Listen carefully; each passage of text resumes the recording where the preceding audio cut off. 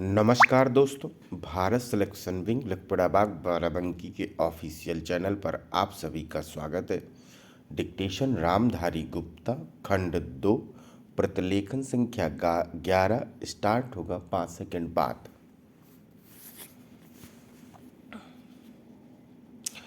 भाइयों कामा आखिरकार एक लंबे संघर्ष के बाद कामा जो कि मुख्य रूप से अहिंसात्मक था और जिसका नेतृत्व ऐसे विलक्षण व्यक्ति ने किया जो अहिंसा और सत्य को ईश्वर का पर्याय मानता था कामा, परंतु स्वतंत्रता के किनारे पहुंचने के अंतिम चरण में कामा भारत को खून की नदियों में से होकर गुजरना पड़ा फुल स्टॉप।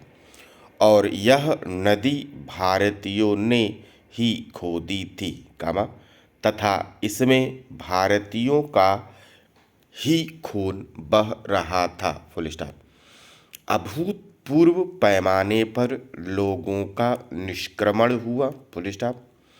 पुरुषों कामा, स्त्रियों कामा, बच्चों कामा, बूढ़ों कामा, बीमारों समेत 1 करोड़ व्यक्ति जिनके शरीरों से खून चूकर भारत की भूमि तक को रंग रहा था कामा भारत के एक ओर से दूसरी ओर गए फुल स्टॉप। उन्होंने अपने पीछे न केवल मकान और जमीनें छोड़ी कामा, बल्कि अपने घर के व्यक्तियों के मृत शरीर भी छोड़े फुल स्टॉप। स्वतंत्र भारत के किनारे तक पहुँचने के लिए देश को यह मूल्य चुकाना पड़ा और वह 2 प्रभुता संपन्न राष्ट्रों भारत और पाकिस्तान में विभाजित हो गया फुल स्टॉप। यह 15 अगस्त कामा 1947 की बात है फुल स्टॉप। कांग्रेस ने कामा जो वास्तविक रूप में 1885 से भारत की राष्ट्रीय वाणी थी कामा, हमेशा भारत की एक राजनीतिक इकाई के रूप में संकल्पना की थी फुल स्टॉप। कांग्रेस को अंत में भारत का विभाजन स्वीकार करना पड़ा। वैसे तो यह स्वीकृति सहमति से दी गई थी, परंतु वास्तविक रूप में देखा जाए कामा तो यह ब्रिटिश शासकों द्वारा पिछले कई दशकों से उत्पन्न की गई परिस्थितियों के दबाव के कारण था फुल स्टॉप।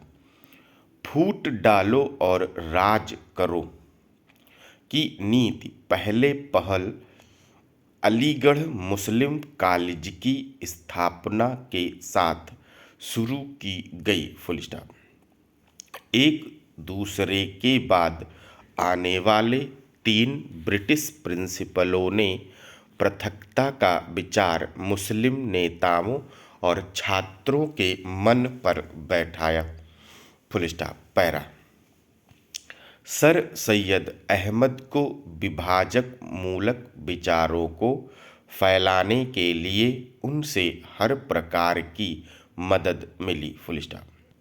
हम यह नहीं कहेंगे कि इसमें हिंदुओं का कोई दोष नहीं था फुल स्टॉप, जो मुसलमानों से सामाजिक स्तर पर अलगाव बनाए रखते थे और आर्थिक दृष्टि से उनका शोषण करते थे फुल स्टॉप।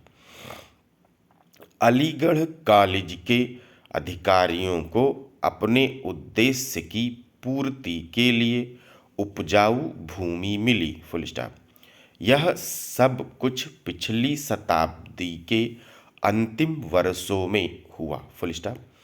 इन्होंने सोच विचार कर राष्ट्रीय मुसलमानों की उपेक्षा करने की नीति अपनाई फुल स्टॉप।